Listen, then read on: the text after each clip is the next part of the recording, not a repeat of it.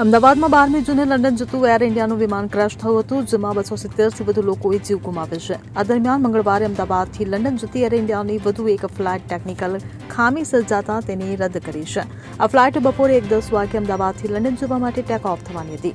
આ ફ્લાઇટ રદ થવાને કારણે મુસાફરો એરપોર્ટ પર અટવાયા હતા. મળતી માહિતી અનુસાર એર ઇન્ડિયાની ફ્લાઇટ નંબર AI 159 મંગળવારે બપોરે 1:10 વાગ્યે અમદાવાદથી લંડન માટે ટેક ઓફ થવાની હતી, પરંતુ ટેક ઓફના માત્ર થોડા કલાકો પહેલા આ ફ્લાઇટમાં ટેકનિકલ ખામી જણાતા તેને રદ કરાવવી પડી હતી.